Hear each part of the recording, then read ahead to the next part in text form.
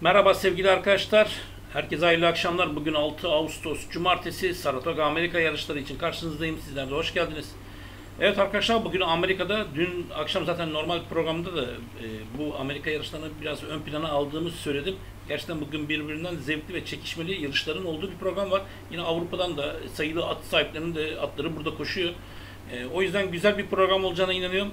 Güzel bir program. Ben böyle açık yarışların bol olduğu programları seviyorum. En azından iyi kalite safkanları, en azından korokor yarışları seyretme imkanı bulduğumuz için arkadaşlar. O yüzden bugün herkese bol kazançlar, bol şanslar diliyorum ve hemen yarış programına hiç aksatmadan başlayalım arkadaşlar. Üçüncü koşumuz saatler 21.50'yi gösterirken Stakes bir koşuyla başlıyoruz. Facing Tipton Lura Stakes. 4 ve yukarı İngilizlerin 1700 metre çim koşusu ve 8 safkanın da yer almış olduğu bu koşunun hemen oranlarıyla başlayalım arkadaşlar. Evet, 8 nolu safkan 1.75 orana sahip, hatta 1.50 verenler var. 1 nolu safkan 2 lira, 4 nolu safkan 6,5 lira, 7 nolu safkan 8 lira, 2 nolu safkan 10 lira, 5 nolu safkan 14 lira, 3 nolu safkan 16 lira ve 6 nolu safkan da 28 liralık orana sahip. Evet, programımıza geldik. Burada baktığımız zaman ben 8 nolu Some Like to Brown, bir Big Brown temsilcisi Irat Ortiz Jr. start alacak olan bir isim. Koşmuş olduğu yarışlara göre ben biraz daha olsa ön plana aldım bu ismi. Daha sonra 4 nolu Duke of Hazard.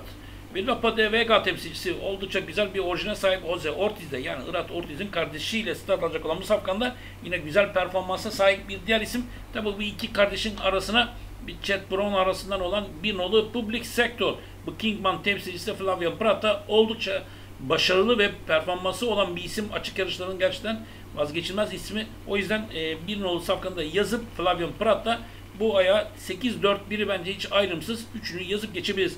Ama burada diyelim ki çıkan safkan oldu veya sürpriz arayışına girmek isteyenler için de 7 nolu Sifting Suns, bir Dubavi temsilcisi, oldukça kalite bir orijin, Manuel Franco ile kesinlikle hata affetmez. Ve 2 nolu Self Scandal, bir Bodemeister temsilcisi Tyler Gaffaloni ile start alacak olan safkanda güzel yarışları olan bir isim. Bence yani sürprize yazılması gerekir diye düşünüyorum. Ama öncelik 8-4-1 bana göre bu üçü biraz daha ön planda, ama 7-2 de eğer bu ilave etmek isteyenler için önereceğim isimler olacak. Günün dördüncü koşusundan itibaren ikinci altılı ganyan ayağımız başlıyor. Bir maiden 2 yaşlı İngilizlerin 1400 metre kum yarışı. Ve burada da 1.9'un ekür olduğunu görüyoruz Todd Pletcher arasında. Tabi burada 3 safkan yarış görme avantajına sahip. Diğer 6 safkan da şu anda ilk kez start alıyor. Oranlara bakalım. Oranlardan sonra yorumlarımıza geçelim arkadaşlar.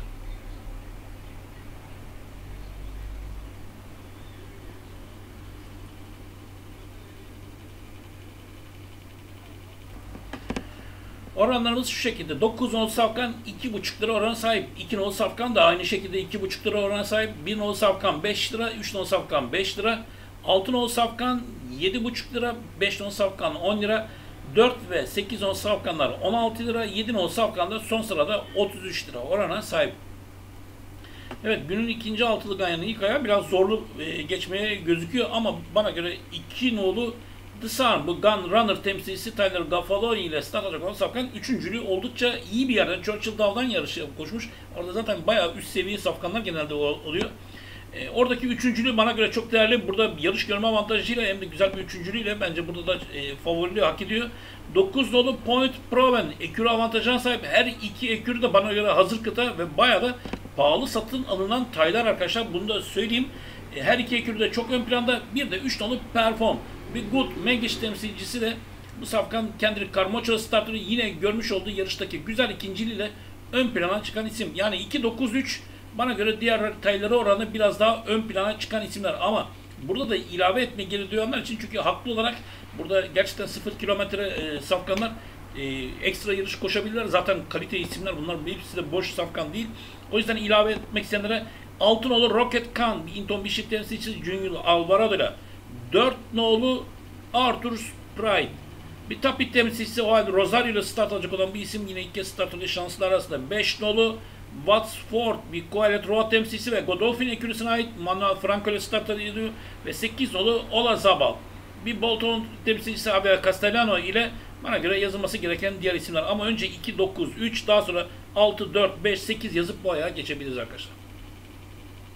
Günün 5. koşusu Glens Falls Stakes koşusu, bir grup 2 dişilere ait 4 ve yukarı İngilizlerin 2400 metre çim koşusu ve 157.500 dolarlık birincilik ikramiyesi olan bir yarış arkadaşlar. Hemen oranlara bakalım arkadaşlar.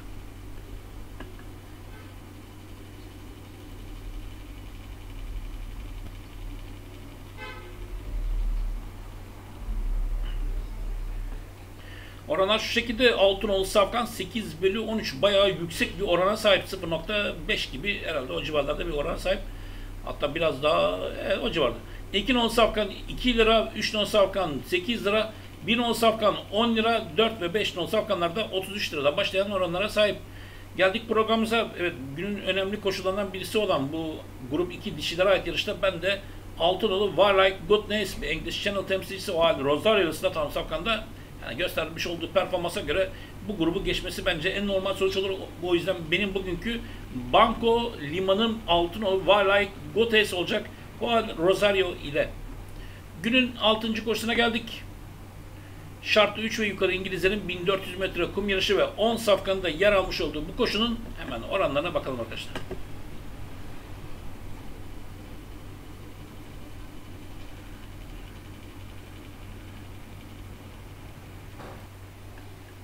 Sekiz nolu Safkan 1.75, hatta 1.55 de diyebiliriz. 7 nolu Safkan 4 lira, 9 nolu Safkan 5 lira, 5 nolu Safkan 7.5 lira, 4 nolu Safkan 8 lira, 3 nolu Safkanlar 9 lira, 6 nolu Safkan 11 lira, 2 ve 10 nolu Safkanlar da 20 lira civarında oranlara sahip. Evet, programımıza geldik arkadaşlar. 6. koşuda benim sıralama zor bir koşu. Bunu öncelikli olarak belirteyim. 7 nolu Money Supply, Practical Jockey temsilcisi Flavien Prat'ta start alacak olan Safkan göstermiş olduğu güzel performansıyla benim biraz da olsa ön plana çıkan isim. 8 nolu Saint Tapit, bir Tapit temsilcisi Louis Saiz'de start alacak olan Safkan'da ilk yarışında usta atlar gibi koşup oldukça da rahat bir yarış kazandı. Yani inatçı da bir karaktere sahip. Yani rakibinin düzlükte, virajda ensesini yapıştı. Bir anda liderliği aldı. Arkadakilerin ataklarına fazlasıyla cevap verip bu biraz 4-5 boyunluk farklı da kazanmayı bildi. Yani bayağı bir görüntüsü sağlamdı. Daha sonra 9 nolu Osborne, bir Tapitura temsilcisi Irat Ortiz Junior start alan Safkan'da yine güzel performansı var. İyi gruplardan gelen bir isim. 5 nolu Floyd Station, bir Warriors River temsilcisi Javier Castellano ile yine göstermiş olduğu performansla bana göre burada da çok şanslı gözüküyor. O yüzden 7, 8, 9, 5 biraz ön plana çıkan isimler ama burada da diyelim ki yazdıklarımız çıktı veya ilave etmeye geri duyanlar olabilir. 1 nolu Perfect Monix, Dylan Davis'te 10 nolu American Gentleman, Amerikan Paro temsilcisi Rosario'la, bir de 3 nolu Sicilia Chai, bir Fat Beast temsilcisi Jose Ortiz'e de yazılabilecek diğer isimler. Ama öncelik 7, 8, 9, 5, daha sonra 1, 10, 3 arkadaşlar. Geldik günün 7. koşusu Stakes koşusu, bir grup 1 dişilere ait 3 yaşlı İngilizlerin 1400 metre kum yarışı ve 7 dişi tayın yer almış olduğu bu koşunun, önemli koşunun, hem de 315.000 dolarlık birincilik ikramiyesi olan bir yarışın oranlarına bakalım arkadaşlar. Evet, zevkli yarışlar başlıyor. Gerçi hepsi zevkli de.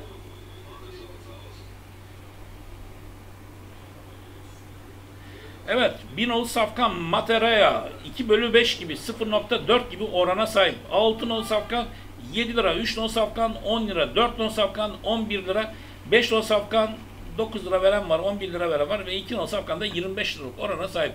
Evet, buraya baktığım zaman bu yıl koşmuş olduğu 4 yarışın 4'ü de açık yarış ve grup yarışları kazanan bir Godolphin ekürüsüne ait 1 nolu Matereya var.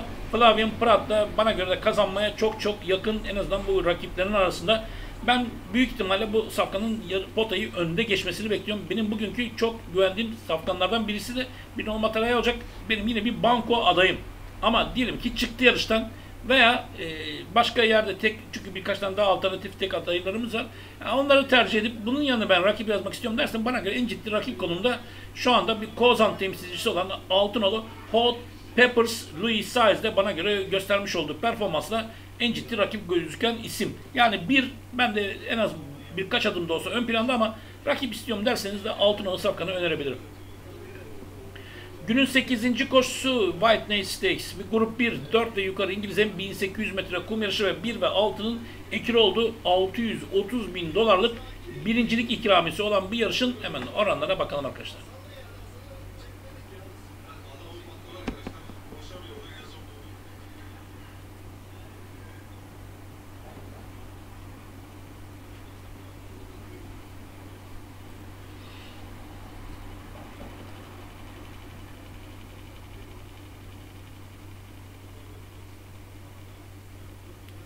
Evet, Altınoğlu Life is Good. 11/10, 1 lira 10 kuruş gibi orana sahip. Bir tane bahis şirketi bahisini kapatmış. 4 nolu safkan 2,5 lira, 2 nolu safkan 5 lira, 1 nolu safkan bu altının ekürüsü, bakmayın formalar değişik. 7 lira orana sahip, 5 nolu safkan 12 lira ve 3 nolu safkan da 80 liralık orana sahip. Geldik programımıza. Günün önemli koşullarından birisi Altınoğlu Life is Good. Bizim programda çok yer aldı. Hatta şu dördüncü Dubai'de o büyük yarışta, grup bir yarışı koşan bir isimdi. O gün de çok direktif. Hatta ben de bir oyunum vardı. Sonunda onu bekledim ama maalesef virajı herhalde Irat Ortiz Junior ayarlayamadı. Çünkü Dubai virajı bildiğiniz gibi düzlüğü uzun. Hani Amerika gibi 300 metre, 400 metre değil. O yüzden ayarlayamadı herhalde. Bir anda o enerji orada bitiverdi. Maalesef o yarışta kaybettiğince biz de kaybettik. Tabi arkasından bir birincilik yaptı. Flavien Prat da yaptı. O gün Irat Ortiz cezalıydı galiba, eğer yanlış hatırlamıyorsam. Bugün tekrardan Irat Ortiz Junior var. Bir de Ekürüsü de sağlam. Yalnız Ekürüsü de çok grup yarışlarında başarılı olmuş bir isim. Ekürü olması da ayrı bir avantaj. O yüzden ben Altınoğlu Life is Good Irat Ortiz Junior'la ekürü avantajıyla da bugün kazanmaya çok yakın gördüğüm bir şampiyon adayım. Büyük ihtimalle de kazanmasını bekliyorum. Benim bugünkü yine alternatif diyelim banko adaylarım ama bu bayağı güvendiğim bir banko adayları. Ama ben illa bu safkanı yıkarım, rakip ararım derseniz de o zaman 4 nolu Olimpiyat, bu Space Stone temsilcisi de John Velasquez, Junior Alvarado'da start alacak olan bu safkan bu yıl koşmuş olduğu 5 yarışın 5'inde kazanan bir isim. Yine açık yarışlarda söz sahibi olan bir isim. Öncelik ilk ciddi rakip, tabi bu rakip yazarsak ben 2 nolu Hot Rod Charlie'yi de Flavien Prat'la da ilave edebilirim. Bu safkanın da performansı oldukça iyi gözüküyor. Ama öncelik tabii ki 6 nolu safkandan ekürüsüyle birlikte 4 ve 2 de bu safkana rakip isteyenler için. Geldik günün önemli koşularından birisi. Saratoga Derby Invitational Stakes. Bir grup 1, 3 yaşlı İngilizlerin 1900 metre çim koşusu ve birincilik ikramiyesinin $630.000 olduğu bir yarış ve 11 safkanın yer almış olduğu 3 yaşlı İngilizlerin yarış arkadaşları. Tabii ki oranlara bakalım. Oranlar ne durumda?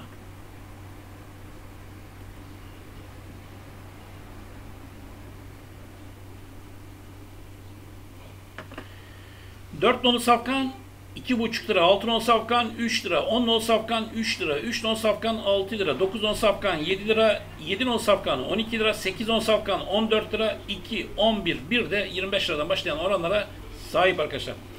Evet, güzel ve çekişmeli bir yarış bizi bekliyor bu grup 1 yarışında erkeklere ait. 4 nolu National Pride bir Teofila temsilcisi William Buick bu yarış için buraya geldi. Godofin ekürüsüne ait bu safkan Dubai'lilerde de başarısı olan, kazanan bir isim. Grup yarışlarında söz sahibi olan bir isim. Ama son yarışında maalesef Flavien Prat da start aldığı yarışta biraz gerilerden takip edince öndeki atta çok boş kaldı zaten.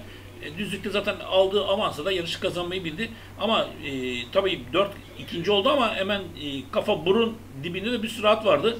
Şimdi o da biraz düşündürdü tabii ki. Ama bugün William Buick gibi usta pilotuyla tanıyan birisi. Bence başarılı. Bugün kazanmaya çok yakın. 4 nolu Nation Pride William Buick'te. Ama 10 nolu Stone Age bir Galileo temsilcisi John Velasquez'e start alacak olan bu isim de bir yine İrlanda'dan gelen bir isim. Tabii bu üçüncülüğü de bu 4 nolu az önce Godofin saydığım isminin hemen kafa burun gerisinde üçüncülük elde etti. O yüzden bugün ben farklı ve iyi koşmasını bekliyorum. 10 nolu Stone Age kaliteli bir safkan. Tabii bunların yanına bir de Amerika'da başarılı bir yarış performansı olan 4 yarışın 3'ünü kazanan bir ikincilik elde eden 6 nolu Annapolis. Bu Far Front temsilcisi Irat Ortiz Junior'a da en azından bu ikilinin hemen yanında yazılması gereken isim. O yüzden 4, 10, 6 bana göre bu üçüne ayrımsız yazıp bu ayağı bu şekilde geçebiliriz. Ama bir iki tane sürpriz yazabilirim, yerim var derseniz de o zaman 8 nolu Sea Dog. Slumber temsilcisi Manuel Franco yine başarılı performansı olan bir isim. 7 nolu Royal Patronage bir Vatron Passet temsilcisi Joel Rosalia'da yine bugün şanslı gördüğüm isimler arasında bir de 3 nolu Emmanuel ve Moradien Reidi temsilcisi Flavien Prat da bugün yine etkili koşacak isimler arasında. Önce 4, 10, 6 daha sonra 8, 7, 3 arkadaşlar. Şablonumuzda diyelim hemen vakit kaybetmeden. Birinci koşumuzda 2, 4, 8 daha sonra 7 ve 6. İkinci koşu 2, 1, 4, 3. Üçüncü koşu 8, 4, 1 daha sonra 7 ve 2. Dördüncü koşu 2, 9, 3 daha sonra 6, 4, 5, 8. Beşinci koşu 6 tek. Altıncı koşu 7, 8, 9, 5 daha sonra 1, 10, 3. Yedinci koşu 1 ben de bayağı ön planda dediğim gibi ama rakip arıyorum derseniz de 6. Sekizinci koşuda yine 6 ve 1 nolu ekürler bende yine çok ön planda ama tabii ki başarılı 2 tane rakip var. 4 ve 2 yazmak isteyenler için. Ve son koşuda 4, 10, 6 önce 8, 7, 3 daha sonra şans verdiğim için arkadaşlar. Herkese bol kazançlar, bol şanslar diliyorum ve yarın görüşmek umuduyla. Hoşça kalın arkadaşlar.